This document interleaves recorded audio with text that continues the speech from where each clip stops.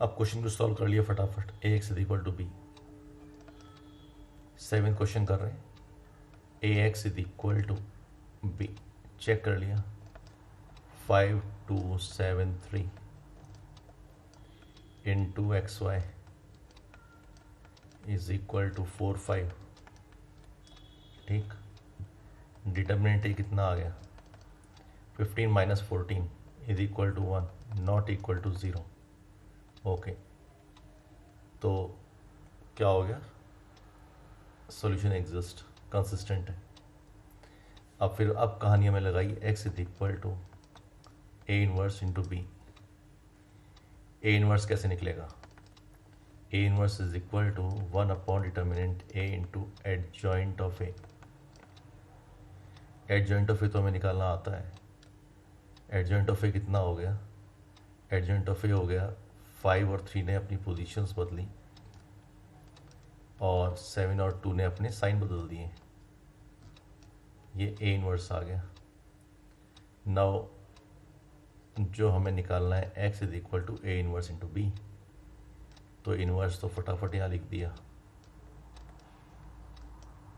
ठीक है, और इंटू बी कर दिया। बी क्या है? 4 और 5।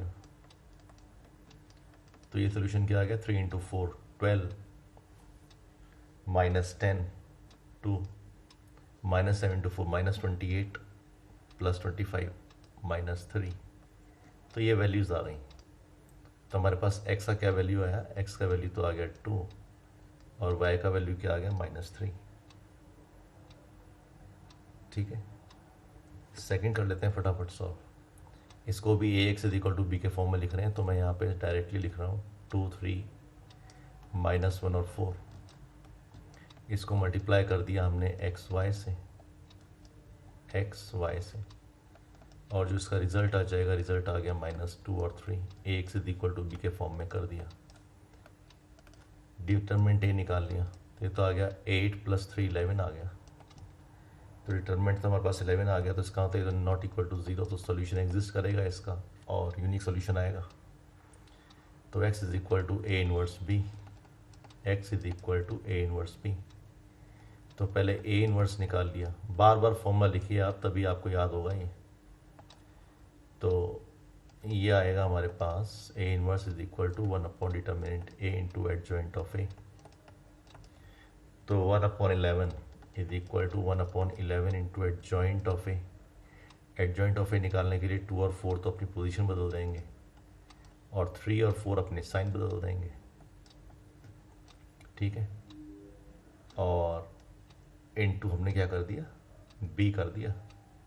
एक्स निकालना है हमको, तो एक्स तो ए इनवर्स इंटू बी होता है, तो -2 इंटू 3 भी तो होता है। यहाँ पे तो A determinant is equal to 1 था, तो बस लिख लिया इसको। 1 अपॉन 11 तो बाहर है, -8 + 3 -5 और 6 + 6 12। तो ये आ गया हमारे पास -5 अपॉन 11 और 12 अपॉन 11। बड़ी अजीब सी वैल्यूज़ आ रही हैं, कोई बात नहीं। ये वैल्यू हो गई स्मॉल एक्स की और ये वैल्यू हो गई स्मॉल वाई की, ठीक है। नेक्स्ट क्वेश्चन देख लेते हैं फटाफट। 9th, फिर वही प्रैक्टिस है ये। A x is equal to B. A लिख लिया, 4 -3 3 और -5। इसको मल्टीप्लाई कर दिया x और y से, और ये इज इक्वल टू 3 और 7 हो जाएगा, ठीक। डिटर्मिनेंट ए निकाला। डिटर्मिनेंट ए कितना आ गया? -20 + 9 -11। तो डिटर्मिनेंट तो -11 आ गया। इसका मतलब क्या हुआ? It is not equal to 0। A non singular हो गया। नॉन सिंगुलर हो गया तो इन्वर्स निकलेगा। तो x is equal to A inverse into B. तो x का मतलब एक्स वाई। x का मतलब क्या है? एक्स वाई है। अगर नहीं लिखा है तो भी समझ जाना है इसको, क्योंकि हम बार बार यहाँ पे लिखते हुए जा रहे हैं। ए इनवर्स, तो ए इनवर्स तो हो गया 1 अपॉन डिटर्मिनेंट ए, तो इसका मतलब -1 upon 11 into adjoint of A. Adjoint of A कितना हो गया, 4 और 5 ने -5 ने अपनी पोजीशन चेंज कर ली और इधर से इन दोनों ने अपना साइन चेंज कर लिया, 3 और -3। और ये जो b आ गया, b की तो वैल्यू में दे रखे 3 और 7। तो ठीक है, पहले इन दोनों को मल्टीप्लाई कर दिया, -1 अपर लाइन बाद में यूज़ कर लेंगे। तो -1 अपर लाइन को बाद में यूज़ करेंगे, पहले मल्टी को मल्टीप्लाई कर लेते हैं। -15 + 21 -6 एंड -9 + 28। -9 + 28 कितना होता है, -9 + 28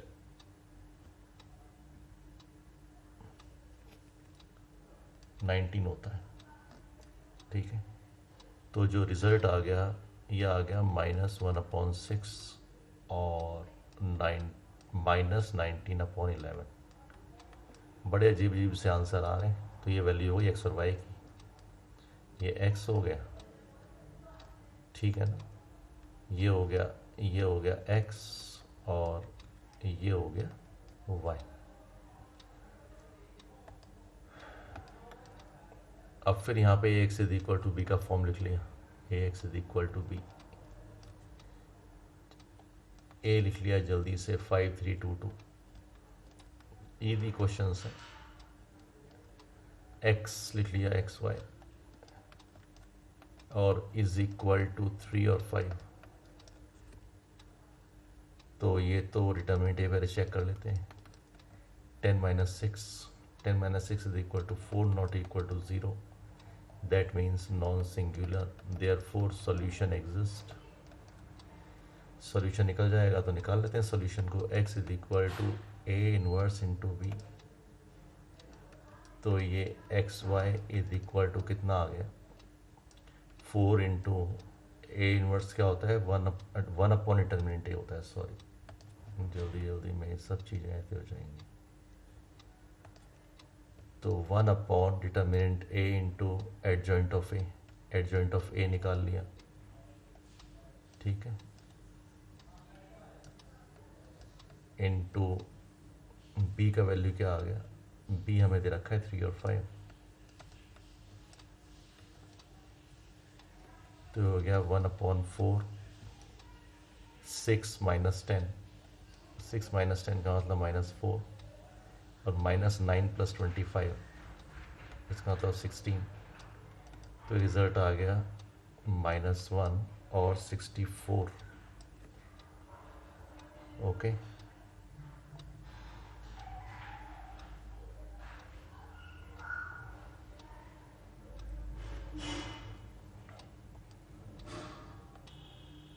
(1/4 × -4) तो -1 हो गया। 1/4 × 16, सॉरी इट इज़ नॉट 64, ये मल्टीप्लिकेशन नहीं है, ये तो गड़बड़ हो गया। It is basically 16/4। चलिए अब से ऐसे लिखा करेंगे इसको, अदरवाइज प्रॉब्लम होने के चांसेस हैं। दैट इज इक्वल टू -1 और 4 ही आंसर आना चाहिए। नेक्स्ट देख लेते हैं, क्वेश्चन नंबर 11 का है। 11 है नहीं क्या, 11 है, वो मिस हो गया कहीं पे, करते हैं उस क्वेश्चन को। तो क्वेश्चन नंबर 11 ये है, इसको सॉल्व करते हैं। तो पहले तो ax = b बनाते हैं, ax = b के फॉर्म में इसको लेके आते हैं, ठीक है। तो ये तो है हमारे पास 2 1 0 और 1 -2 और 3 और 1 और -1 और -5। ये तो हो गया a। x क्या हो गया, x y z, और b तो बड़ा खतरनाक सा हो गया 3/2 और 9, ये हो गया, ठीक है।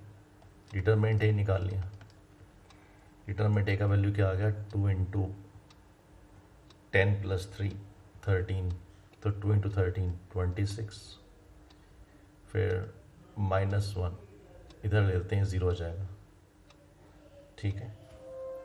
तो 1 के लिए क्या हो गया, -5 - 3 -8, तो -1 × -8, तो 26 + 8 ये तो बहुत बड़ी वैल्यू आ गई, 34 नॉट इक्वल टू 0। तो एक ऐसा हो गया, ए तो नॉन सिंगुलर हो गया, देयरफॉर सॉल्यूशन एग्जिस्ट। सॉल्यूशन क्या, ए इनवर्स एग्जिस्ट बेसिकली, उसी से सॉल्यूशन निकल आएगा। ठीक है, अब ए इनवर्स निकालने के लिए पहले एडजॉइंट ही निकालना पड़ेगा, तो भैया एडजॉइंट निकाल लेते हैं। एडजॉइंट भूले तो नहीं है ना, एक बार फिर दोबारा पूरा करना पड़ेगा क्वेश्चन को। 2 का हम क्या करेंगे, रो वाइज एडजॉइंट क्या होता है, ट्रांसपोज ऑफ कोफैक्टर्स। तो वो तो हम निकाल सकते हैं ना, कोफैक्टर्स, ट्रांसपोज ऑफ कोफैक्टर्स। तो निकालिए, एडजॉइंट निकाल लेते हैं। तो एडजॉइंट तो हमारा आ जाएगा 1381। अभी आप निकाल लेना, ये तो मैं निकाल चुका हूँ एडजॉइंट को। तो एडजॉइंट निकालना आपको आता है, तो यहाँ पे वीडियो पॉज करके आप थोड़ा टाइम देना इस क्वेश्चन को। ठीक है, ये एडजॉइंट ही आ गया। अब ए इनवर्स कितना निकलेगा, 1 upon determinant A, 1 upon determinant A into adjoint of A. ये लिख लिया बार बार, 13 8 1 5 माइनस 10 3 3 माइनस 6 और माइनस 5। ठीक है, ए इनवर्स, तो x is equal to A inverse B. तो यहाँ पे लिख लिया x is equal to A inverse.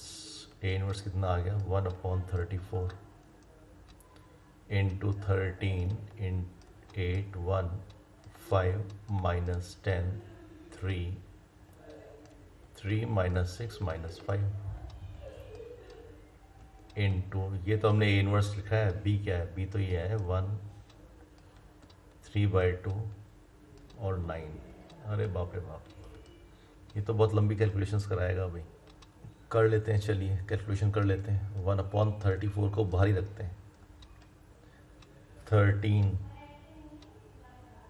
Plus 12, 13 plus 12 plus 9। तो पहला आ गया 13 plus 12 plus 9, 13 plus 12 plus 9। Second row first column, 5 minus 15 plus 27, 5 minus 15 plus 27, और लास्ट में आ गया ये 3 माइनस 9 माइनस 45। ठीक है, इस रिज़ल्ट को मैं कहीं और लिख देता हूँ। अभी यहाँ से इसको उठाया और यहाँ पे से लिख दिया, अभी डोंट हैव स्पेस, नीचे स्पेस नहीं है। ठीक, तो इसका सॉल्यूशन यही लिखते हैं। तो ये कितना आ गया, 1 अपॉन 34, 1 अपॉन 34, और ये वैल्यू आ गई 34। अरे गुड, ये 17 आ गया, बहुत बढ़िया। और लास्ट में आ गया माइनस 51। अब तो कोई प्रॉब्लम ही नहीं है, बड़ा छोटा सा आंसर आ गया। लग तो रही रहा था कि बड़ा जाइगेंटिक सा आंसर आएगा। ये हो गया, और ये आ गया हमारे पास -3/2। तो ये वैल्यूज़ आ गई हमारी किस किस की, x y z की। तो ये वैल्यू स्मॉल x, ये वैल्यू स्मॉल y, और ये वैल्यू स्मॉल z। ठीक है, नेक्स्ट क्वेश्चन देख लेते हैं। क्वेश्चन नंबर 12, इसको सॉल्व करना है। तो इसको सॉल्व करने के लिए तो फिर मैट्रिक्स बनाएंगे, ax is equal to b। तो ठीक है, बना लिया, ये तो हमारा काम है। 1 1 1 -3 1, x मैट्रिक्स बना दिया। तो ठीक है, x y z आ गया, is equal to b matrix बना दिया, तो ये तो 4 0 2 आ गया। ठीक है, अब ये a है, ये x है, ये b है। डिटरमिनेंट ऑफ ए निकालिए फटाफट। तो डिटरमिनेंट ऑफ ए कितना आ जाएगा, 1 इंटू 1 प्लस 3 4, फिर इधर ले लेते हैं प्लस 1, तो 2 प्लस 3 5 प्लस 1 2 माइनस 1 1, तो ये आ गया 10 not equal to 0, therefore A inverse exist. अब निकालते हैं ए इनवर्स। अब ए इनवर्स क्या होता है? 1 upon determinant A into adjoint A. Adjoint ए तो हमें निकालना आता है, फिर वही कहानी, एडजॉइंट ए का मैं डायरेक्ट यहाँ पे वैल्यू लिख रहा हूँ और एडजॉइंट ए आप निकाल लेंगे, ठीक है। तो एडजॉइंट ए को मैं डायरेक्टली यूज़ कर रहा हूँ इधर, एडजॉइंट ए, करेक्ट। तो ये वैल्यू हमारा आ जाएगा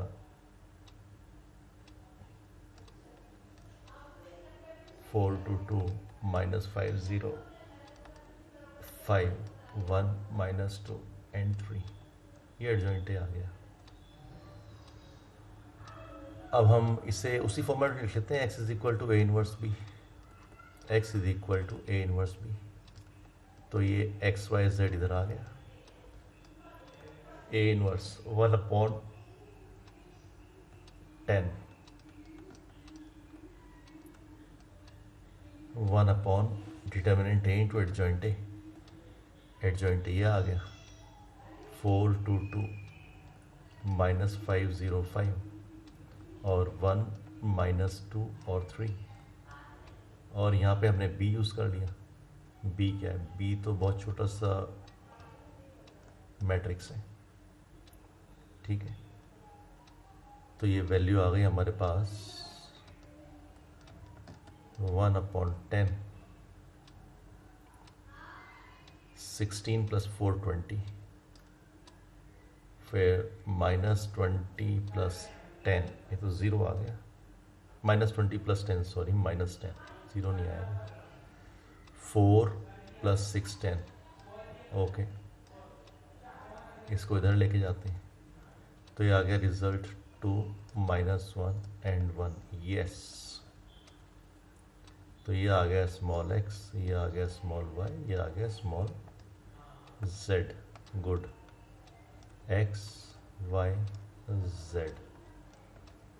तो ये सॉल्यूशन आ गया, ठीक है। नेक्स्ट क्वेश्चन कर लेते हैं, question number 13, solve system using matrix method, फिर वही कहानी सारी।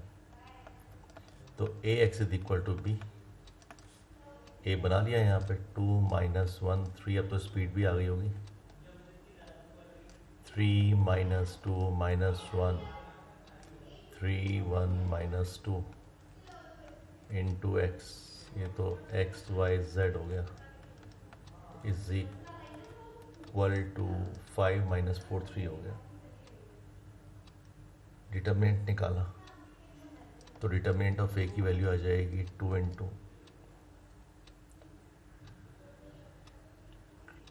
4 प्लस 1 5, ठीक है, minus 3 into minus 2 minus 3 minus 5 plus 3 into minus 1 plus 6 5, 15 15 30 is equal to 40 is not equal to 0, therefore A inverse exists। तो अब तो एडजॉइंट ए निकाल लेते हैं पहले तो, ठीक है। एडजॉइंट ए क्या आ जाएगा? एक मैट्रिक्स आएगा, ट्रांसफर्स ऑफ कोफैक्टर्स, तो इसका वैल्यू आप निकालें और मैं इसकी वैल्यूज लिखता हूँ अल्टीमेटली, और इसे मैं यूज़ करूँगा अभी, ठीक है। चेक कर लेना कहीं पे अगर प्रॉब्लम हो, रेक्टिफाई करना हो तो आप मुझे बता देना, we will rectify. Human error कहीं भी हो सकता है, मैं पहले भी देख चुका हूँ वीडियोस में, it happens. Okay, adjoint A का वैल्यू आ गया, तो अब तो x को इज इक्वल टू जो ए इनवर्स बी है, तो इसको हमने लिख लिया 1 upon determinant A into adjoint A into B matrix लिख लेंगे।